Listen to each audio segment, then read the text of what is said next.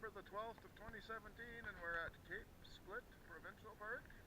Going to go out to the Cape Split shore for a hike.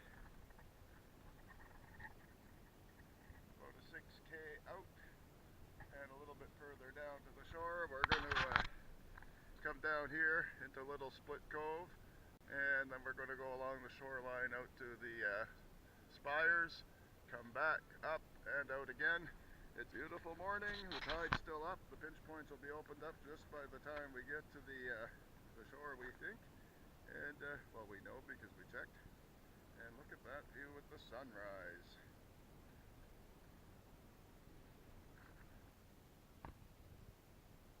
Oh, there's a bunch up there. See that? Yeah.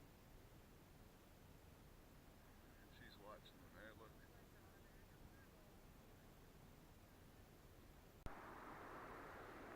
There goes brave, bold BB going down the hill first.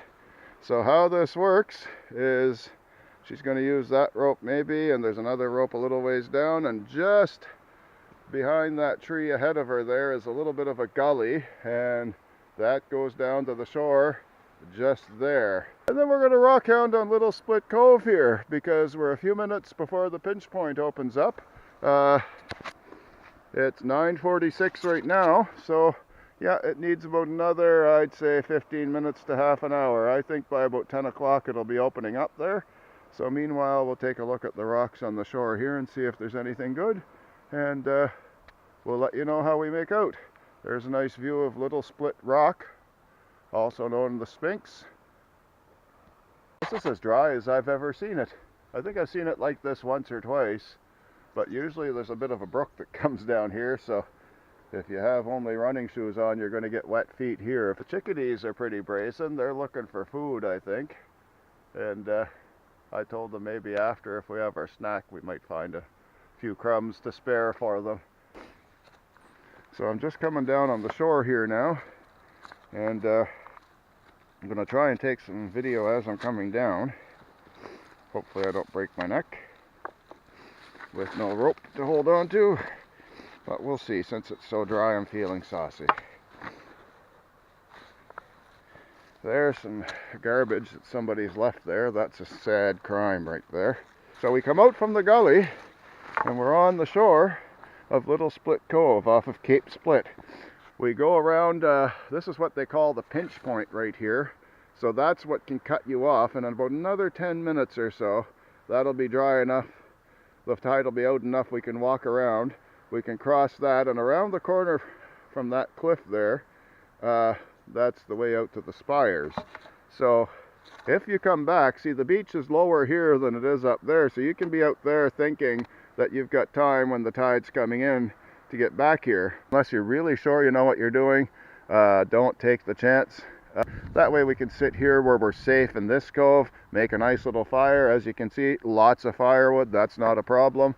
Even finding dry stuff to start with isn't a problem. There's always some of these little branches I can process down with my knife and get something.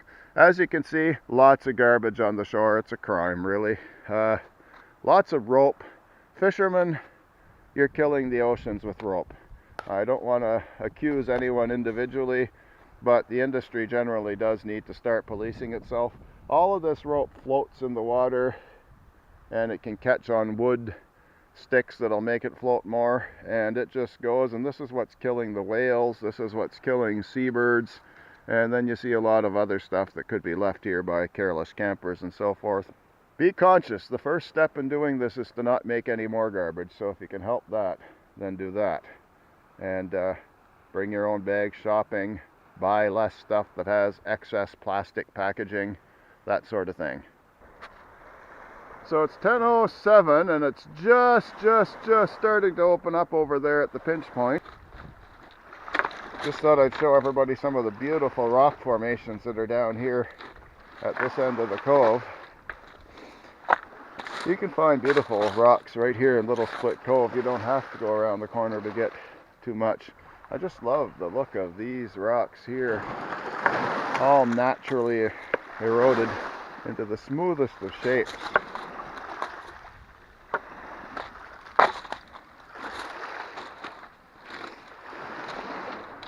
So as you go up and walk around them, you get different perspectives of them. If you come around and walk this little shore and keep your eyes peeled, there are beauties to be found down around here for sure.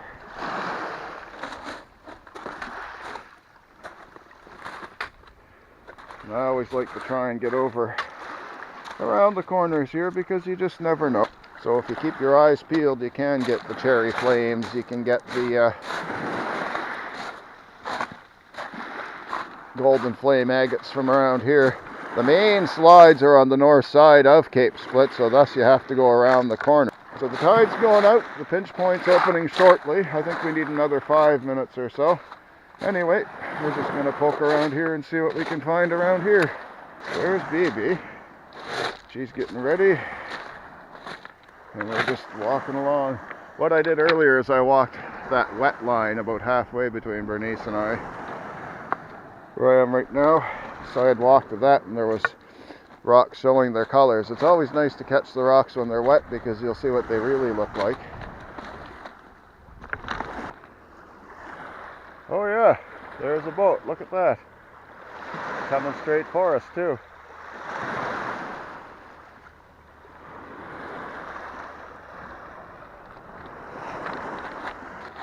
There he's turning. We're getting a better view of it. Some kind of a cutter. Maybe a dragger or whatever they call them, trawlers. So we'll make our way over, and by the time I get to the pinch point, I could probably cross it now. I find in rockhounding it's not about what you take home with you, it's what you bring out here and leave behind. You're present because you want to keep an eye out for the interesting rocks to collect, or at least observe, and you're present enjoying time with your beautiful partner and spending time. That's a nice one right there.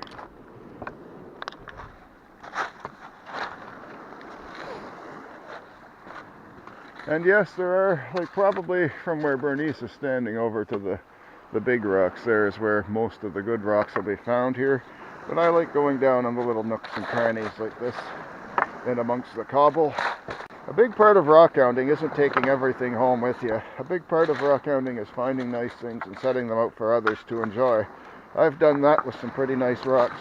So sometimes I'll put them on higher rocks up to save them from tides, and other people might come along behind me before too much longer and might decide they want to try it. So maybe they weren't rockhounds before and maybe they'll get into it. So you never know what you start sometimes. I'm going to try and keep the camera on and rolling while we cross over the pinch point here and the land bridge. So it's opened up now, and time is 10:20. So I'm going to say we have about 4 hours to do our thing around this before this starts to think about coming back up and closing off again. As you can see, we're crossing the big heavy cobble now. If you got short legs like I do, it's a bit of a chore. Very handy to have the walking stick.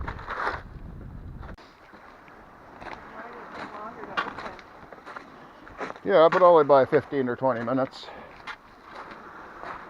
So here we are standing here, and as you can see, at high tide, we'd be overhead. We'd be definitely over our heads in water right now. Yeah.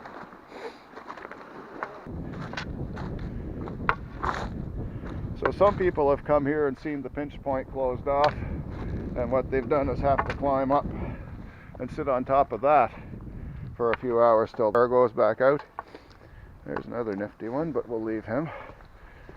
That doesn't appeal to me. You might be sitting up there, you might not drown, but you're going to get wet with all the splashing and spray of the ocean, and that would be about as miserable a way to spend 4 hours as I can think of. So we're around the land bridge now, and you can start to see Cape Split itself over here in the distance. There's Land's End Spire, the big triangular pyramid shaped thing, and there's the 3 other spires coming up there visible now, the 3 sisters I think they call them. So you can start finding interesting rocks anywhere along here.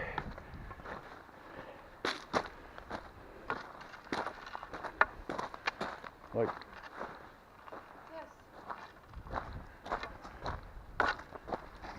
oh yeah, that's some interesting stuff right there. Cherry flame, yeah.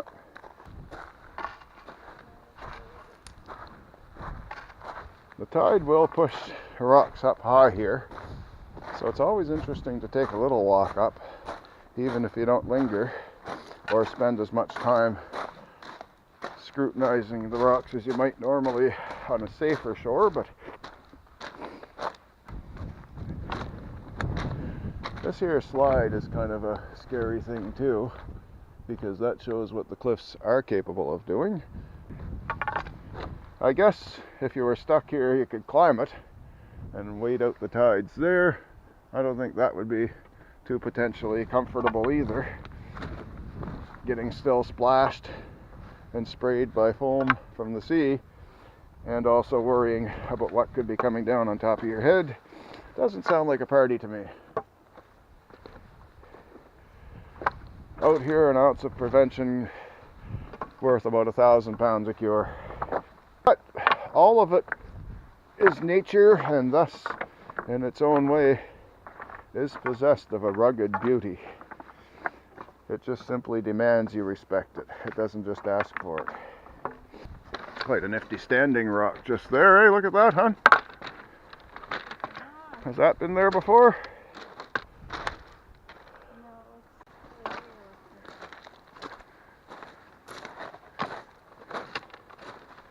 Neat, eh?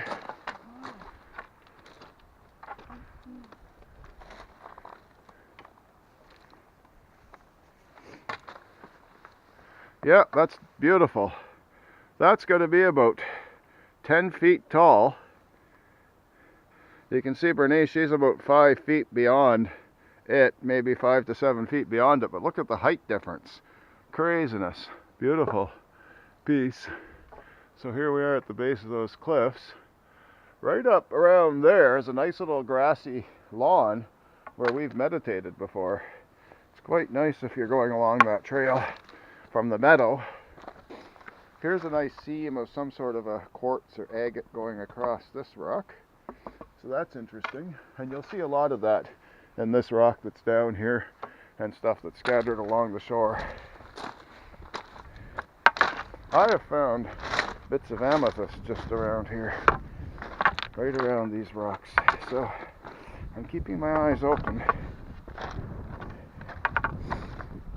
You can find anything on this shore. It's almost always worth a trip out. And even if you don't get a rock, it's a beautiful area to be. There's some exhilaration because it is a danger zone. This stuff here, you can see the weathering in it. That's that stuff like I have at home, those purple rocks that Bernice and I have. It's, I call it like the casing of amethyst or potential other stuff that you can always take a peek in these little cracks in these rocks, and you never know what you're going to find too. So when you're rock hounding, sometimes it's good to go closer to the water, especially as the tide is going out, because when you're making your way back, the water might be coming up and you don't have that opportunity to go there. So that's something to keep in mind. When they're dry, it's not always easy to see what you're looking at. Ooh, let's take a look at this one a little closer. That's possible candidate golden flame. Not sure if it's a keeper or not. What I do with stuff like that, I'll throw it in my pocket and think about it for a bit, and I can always get rid of it before we head up the trail. It's an interesting one there with all the pitting in it.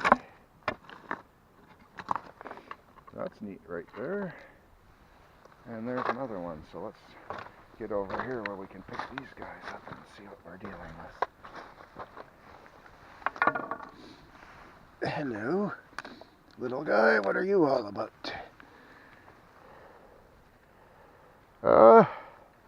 That is, oh, is it quartz or almost amethyst? It has a, I want to say it has a very slight purplish tinge to it, but that might be just wishful thinking, and it's very unusual to see that and with the yellow stuff.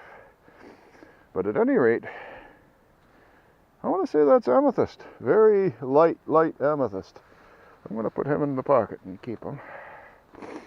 This other guy is just worth taking a look at because I always like white rocks. I think every kid starts off liking white rocks in the schoolyard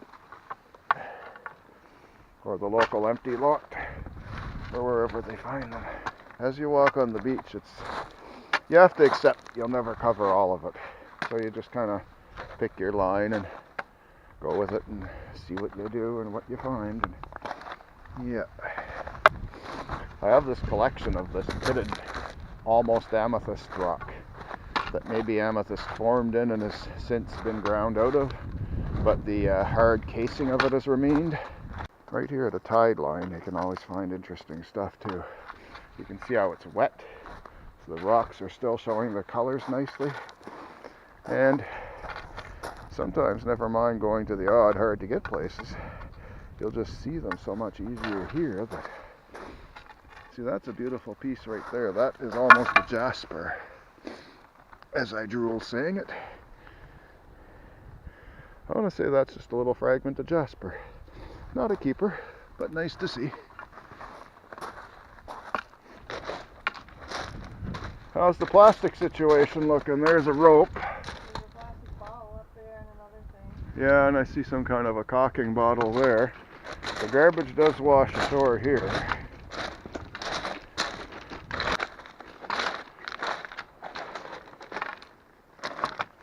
You see a lot of that red stuff. Here's another piece of it just here, but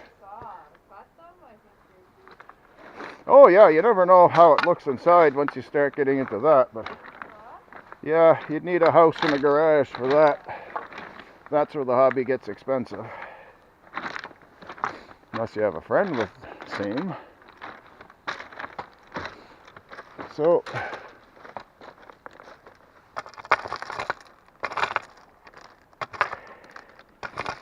a little bit of digging. That's sort of a zeolite sort of a situation there. I always like coming up into the little nooks. Oh yes, yes. Chert. Quartz or chert. Is it citrine? Maybe. Hey, stilobite, yeah.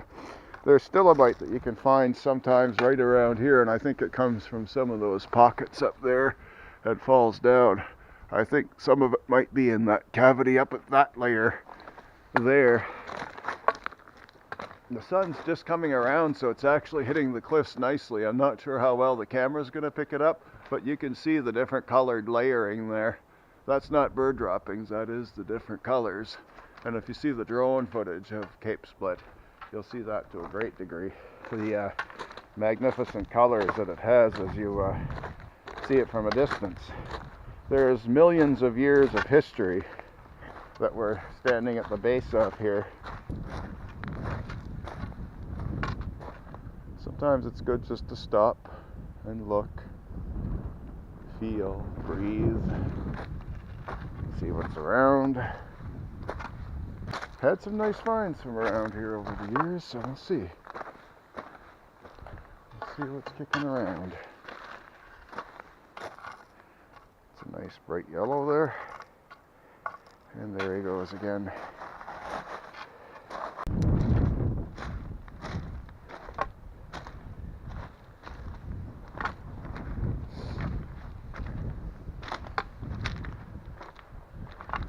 Yeah, we see a lot of this too, big chunks of this agate stuff, and it's just everywhere.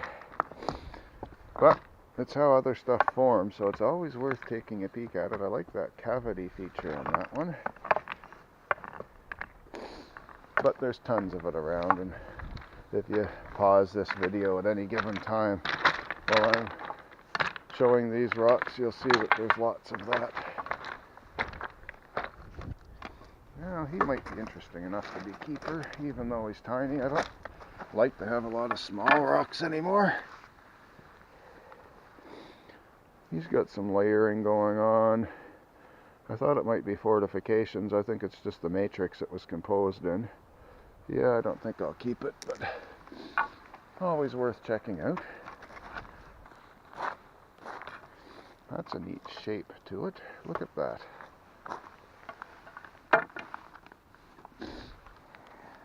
Yeah.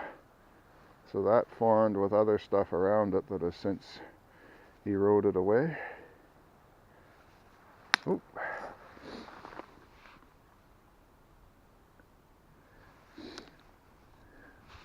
I thought a piece of it might have just broken off as it fell. I didn't really mean to drop it, but these gloves don't make you very dexterous sometimes. Ooh, here's something interesting. This big white chunk. That might not be easy to move around. But the white stuff is what a lot of other stuff can form in. I would love to be able to flip this over. Oh yeah, I can do that. So it's almost always worth flipping the white ones. There could be a cavity with beautiful quartz crystals in there or anything. Work my way into this next little stretch here. Oh, there's a nice piece. I like this stuff here. This is the stuff I was telling you about earlier, what I call almost amethyst. And look at that. That'll be beautiful on the shelf. Yeah, that's a keeper. He's going in the pack. So look at the colors of that. It's not amethyst now, but I think the amethyst crystals formed in these grooves, and to me it's pretty well as beautiful. Yeah, definitely a keeper. Beautiful coloring to it, especially now that it's wet. Very, very nice. So I found that just here, and that means I like to take a little look around and pause. So I'm not seeing anything else obviously right here. So what are we looking for here? We've been there. I'd like to get down and do some more stuff in there, but we'll see how that goes.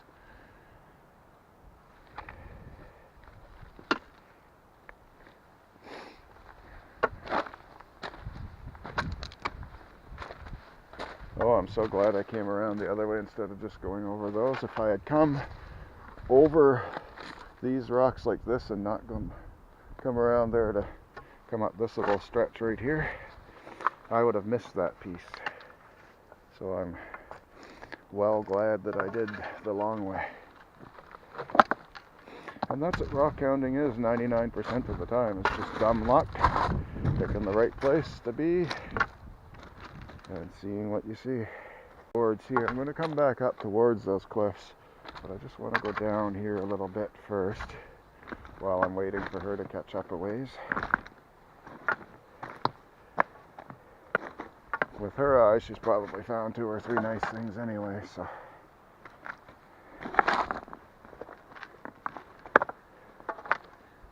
Yeah, very hard going here, even with the hiking boots. This cobble just slips and slides, and there's so much play in action. It kills your knees, I find, my knees.